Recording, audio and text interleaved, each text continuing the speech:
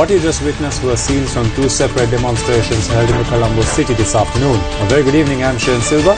And I'm Arundhati Mudannayanka. Well, we have more details coming up on the bulletin, but before that, here's a look at tonight's headlines. 7.5-hour blackouts from tomorrow. Tear gas for students demanding rights, while the UNP stages a demonstration to protect their victory. ආණ්ඩුවට සහාය දක්වමින් lift නටරව පැය දෙකක් තිස්සේ වහගෙන මහා ජනතාව බලෙන් පාරට බස්සලා උද්ඝෝෂණයක් පවත්වනවා. හැබැයි ඒකට කඳුළු ගෑස් නැහැ. එක පන්තියකට ප්‍රජාතන්ත්‍රවාදී තියෙනවා. අපිට ඒක අහිමි කරලා තියෙනවා. Seya Sadami's murderer sentenced to death. FCID inspects home belonging to Shiranti Rajapaksa.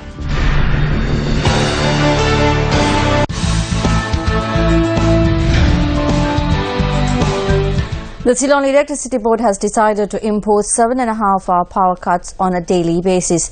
The country has been divided into 4 zones and power will be disrupted for 5.5 hours during the daytime and 2 hours at night. The CEB announced that each zone would experience power cuts from 7 a.m. to 12:30 p.m., 12:30 p.m. to 6 p.m., 6 p.m. to 8 p.m. and 8 p.m. to midnight respectively. The public was severely inconvenienced today as well as a result of intermittent power cuts. There are goods that have been bought that cannot be prepared because there is no electricity. This is our livelihood. I sell goods like ice cream.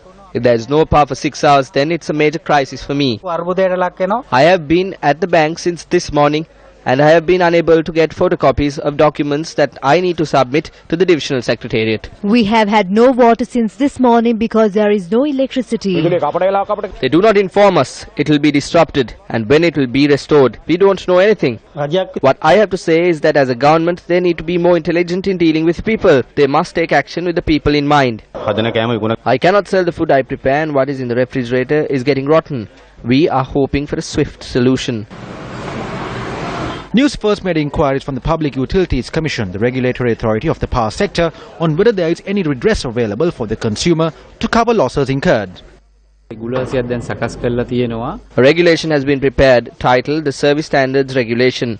I believe it will come into law in 2 to 3 months. It will not consider individual incidents, but if the service criteria is not met within a year, then the licensees will be able to seek compensation. The CEB is unable to supply power at capacity at present because the Norachole coal power plant, which supplies 900 megawatts or 42% of the national grid, is inoperational. A group including the Minister of Power and Renewable Energy, Ranjit Simbalapitiya, inspected the power plants today. The problem we are facing is that when the machinery is inoperational, it takes another 3 days to reach the ideal temperature to switch on the generators. The power cuts around the country are a byproduct of this. There is a disparity between the demand and supply of electricity. At this time, even with all generation facilities running, we have a shortfall of about 300 to 400 megawatts until we can get this plant up and running. Meanwhile, analysts in the power and energy sector are warning against continued dependence on coal power plants as a long-term power generation source. The main issue is when the planning was carried out for the 3 power plants in Putlam, this has not been carried out in a way that the engineering knowledge can be utilized to the maximum possible level. There is an agreement that has been reached with the Indian government. The agreement is to construct a coal power plant that would generate 500 megawatts in Sampur in Trincomalee. But I think with the situation that has arisen, it is not wrong to consider a substitute or to switch to natural gas or renewable energy methods with India instead of the 500 megawatt coal power plant, because they have not yet begun construction activities of the Sampur plant. Therefore, I think that it is better if the government understands that the agreement with the Indian government should be amended to a system that is more suitable for the country and to look at whether there is a more sustainable system. A rally organized by the UNP was held in Colombo this afternoon. The rally commenced with a procession held under the theme Let's Protect the Victory. The march commenced opposite the Nelumpokna Theatre around 3 p.m.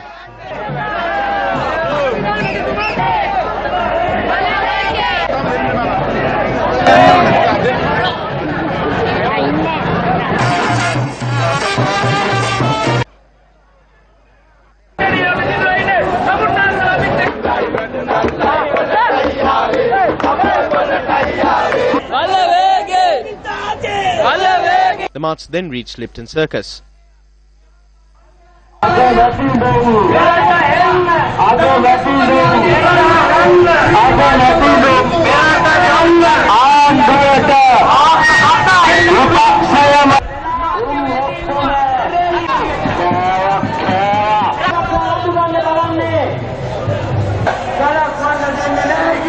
Although it was initially planned to hold the rally at Hyde Park following the procession, the rally was held at Lipton Circus instead. UNP leader Prime Minister Ranil Wickremesinghe remained with party supporters and did not ascend the main stage.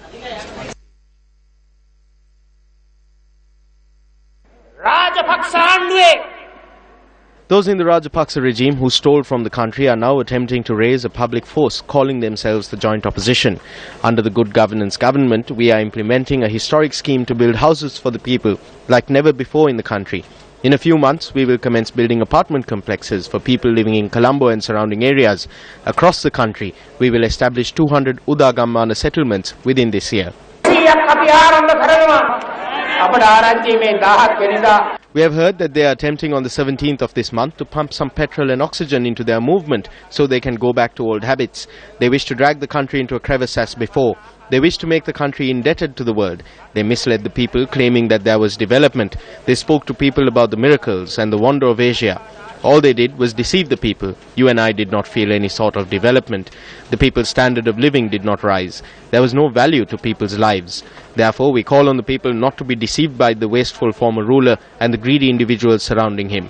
Do not let him rise again. We must move forward to victory with patience.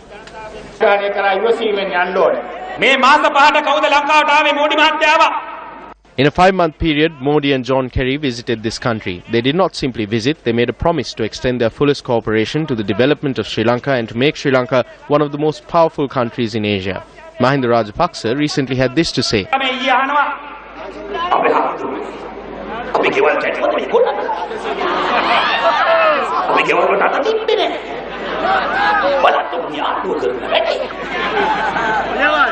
He is asking us whether he demolished homes. They did not simply demolish, they swallowed up homes.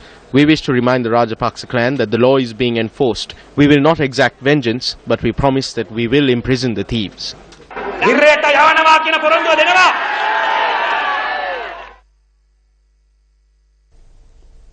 Newsfirst cameras captured several familiar sights during the rally.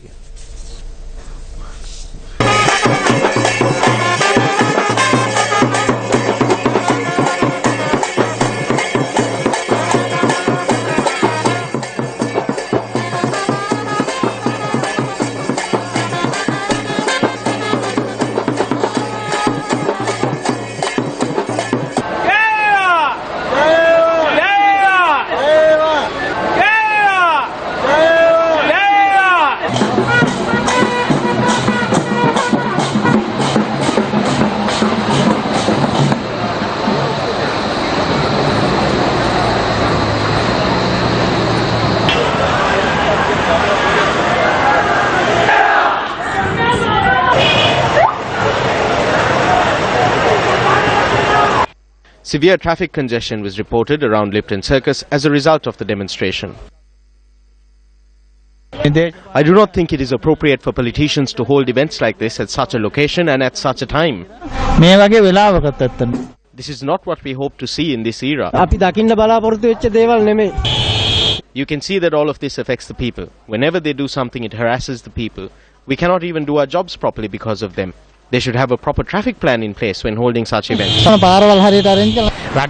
time when there is a lot more work to do, what they are doing here is an act of fraud.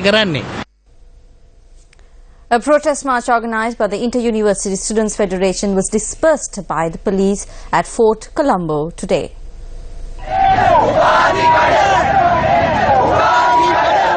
The protest march commenced at the Kelani University this afternoon. The demonstrators marched to Colombo via the Kandy Road and had planned to march up to the Presidential Secretariat.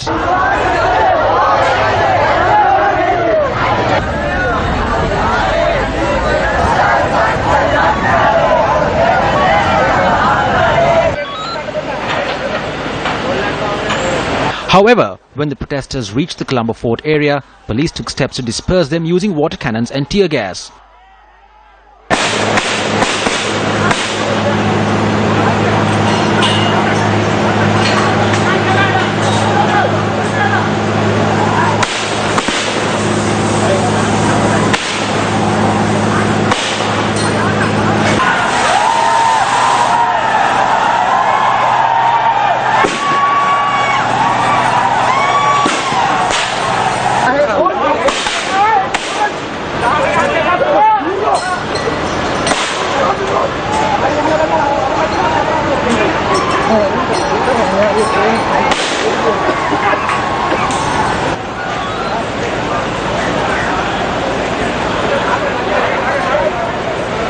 The demonstration had been organized citing several issues, including the private medical college in Malabe.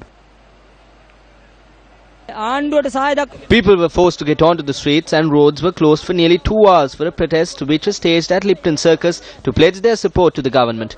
But no tear gas was fired, no police security, no water cannons were fired. Our question is, who has won democracy and who hasn't? One class has democracy while ours have been taken away. A group of former SLFP chairpersons of local government authorities convened a media briefing today. It was revealed at this media briefing that letters had been received from the SLFP for the second time, giving notice of disciplinary inquiries against several former leaders of local government bodies. The group set fire to the letters addressed by the party secretary in protest. They have followed the completely wrong procedure, and he is now writing letters attempting to chase us away, the party members at the local government level. We reject his letters and we will say this fearlessly at any instance, even before him.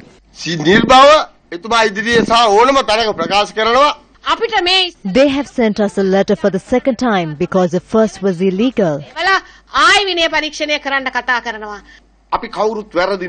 None of us are in the wrong. We protected the SLFP and worked in government. We wish to remind them that there are a myriad of burning problems facing the country at present that takes prominence over disciplinary inquiries into us.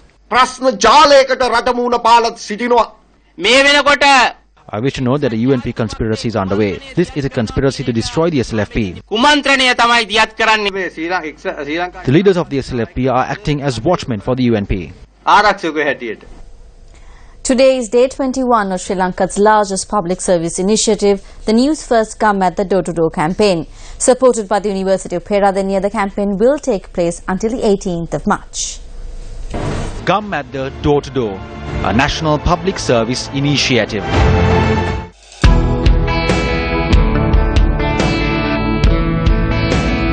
The News First team came across this road which links Tumbagane and Vevalali while touring the Batiklo district. Children are forced to use this road after school every single day.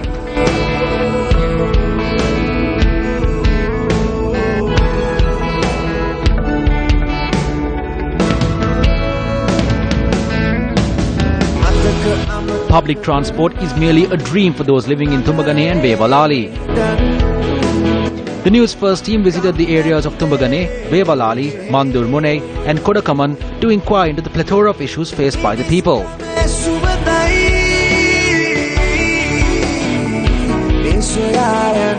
Another News First team in the Batiklo district reached out to the people living in remote areas such as Unnichai Kulam, Aithimalai and Pattarai Katta.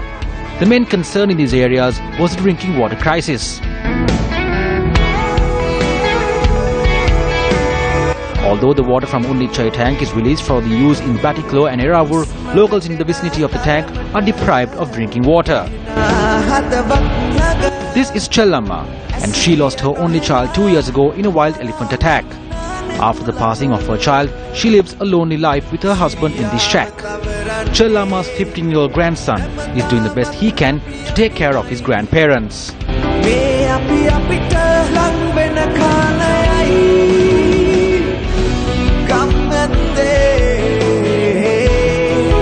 News First also visited many rural areas in Kegol, including those living in Kandaloya, and looked into their issues.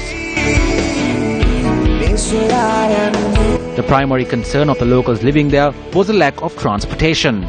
The Kandaloya Tamil Vidyalaya educates around 185 students amidst the various difficulties and the lack of proper facilities. The school comprises of only 2 buildings, and the major issue faced by the students is the shortage of teachers.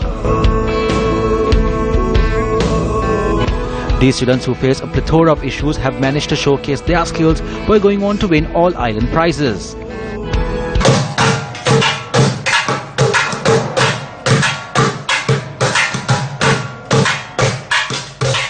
The News First teams that visited several line houses in Kandaloya noticed that these houses do not have proper sanitation facilities.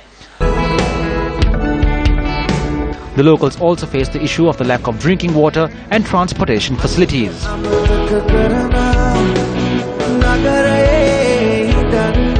Another Gum at the door-to-door team touring K-Gol reached out to the Koskandahena village. This is how the Newsfirst team travelled the 4 kilometres from Kalukohotenne to Koskandahena.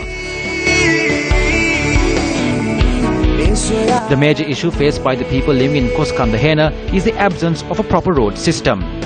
This is the only road which can be used to get to the village. It is difficult to travel in the case of an emergency. The Vilgama Primary School operates in a shed, providing education for around 90 students. The school building is in a state of dilapidation. A building of the school is at a dilapidated state. Since the school has not been provided with facilities for the students, we ourselves made a classroom with roofing sheets so that they can obtain their education. Villagers charge that the family health officer does not make routine visits to the village to look into the health of the children. They say that mothers are compelled to travel across this 3-kilometre stretch of road in order to reach the maternal and children's clinic.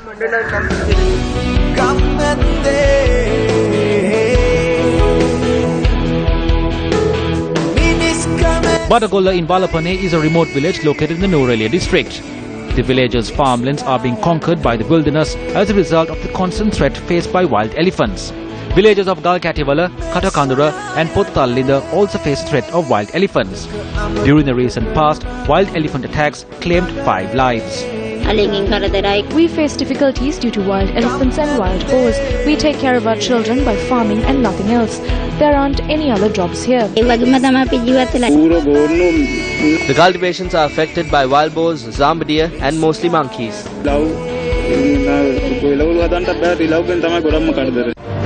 Gum at the door-to-door, a national public service initiative.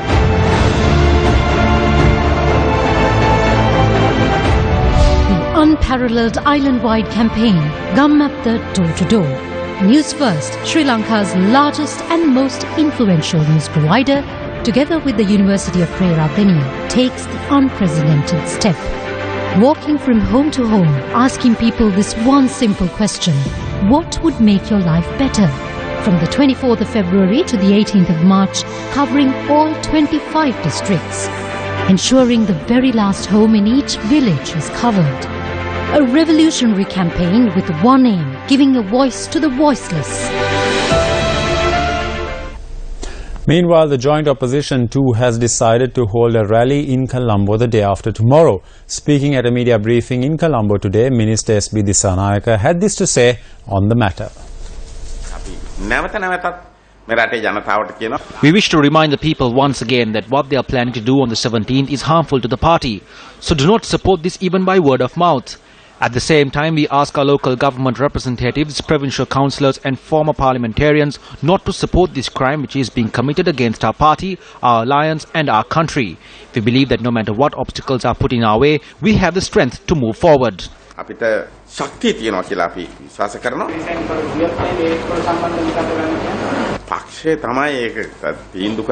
The party should decide that. The Central Committee should hold discussions and take decisions. We hope to take steps that will have the least harmful effect on the party, but at the same time uphold party discipline. We are not afraid to take decisions. This government has 5 more years. A general election will be held in 5 years, so we have time. The United National Party convened a media briefing today.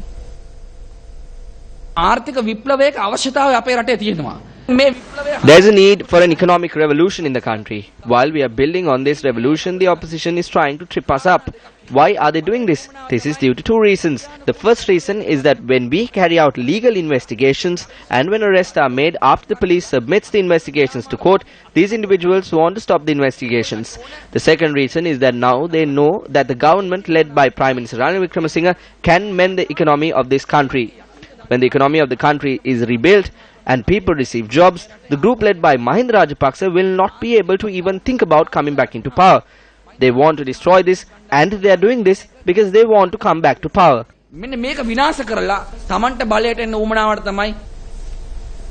As mentioned in your headlines tonight, officers of the Police Financial Crimes Investigation Division inspected a 2-story home allegedly belonging to Shiranthi Rajapaksa, the wife of former President Mahinda Rajapaksa, on Mihindu Mawatha in Mount Lavinia today.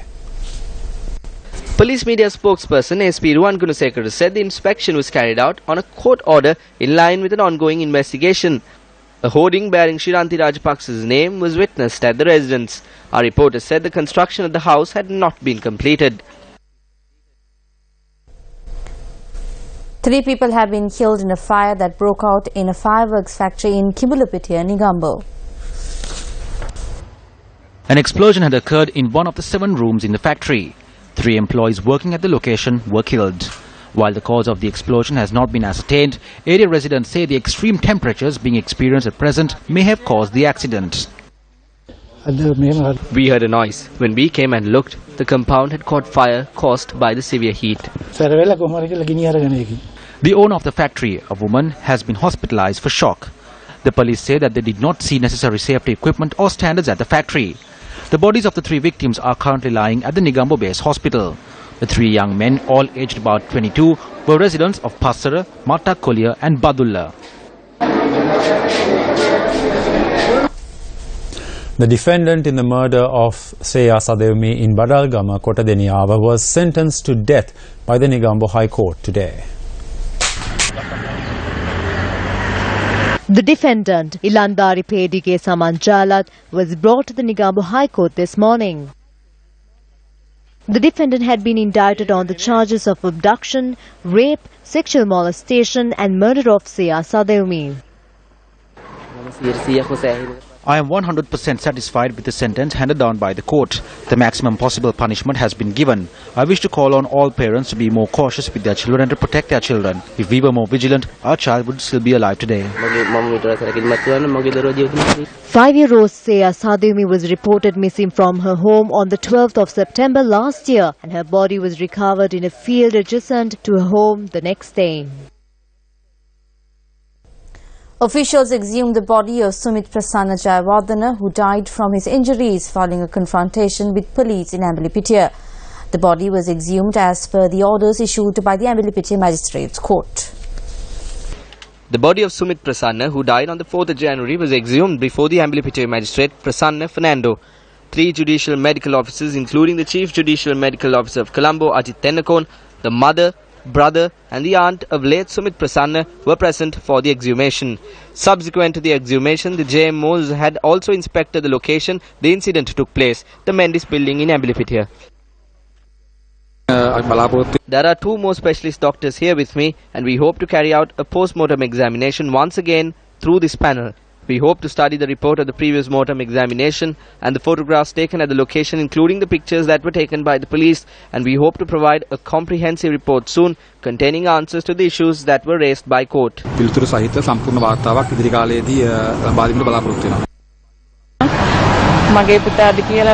They asked me to identify whether it was my son. I did. I only asked that justice be served. The European Commission co-signed 2 new support programs worth €38 million in the field of rural development and trade with Sri Lanka. Commissioner for International Cooperation and Development, Neven Mimicha, who is on a 3-day visit to the country, graced the event along with the Minister of Foreign Affairs, Mangala Samaraweera. GSP Plus scheme that grants non-tariff access to the European market. This scheme has been revoked for Sri Lanka several years ago. The process of a democratic governance, of reconciliation that is quite visible, that is quite on track in Sri Lanka, that this process is being turned into a basis for granting or re-granting the GSP plus status for Sri Lanka. It's up to Sri Lanka to decide when to apply for the implementation of this process. Today, good governance, accountability, rule of law and transparency are shared values which bind the European Union. The government of Sri Lanka also appreciates the development assistance provided by the European Union. I'm pleased to note that over the past 10 years, EU has provided humanitarian and development assistance worth nearly 123 billion rupees. And I'm also pleased that during this visit, This delegation will review the ongoing development programs funded by the EU in Sri Lanka and also reaffirm EU's commitment to support reconciliation and explore possibilities of further enhancing EU contribution. And with that, we wrap up tonight's edition of Prime Time News. Thank you very much for joining us. I'm Arundhati Mudarnayaka. And I'm Shane Silva. Take care and good night.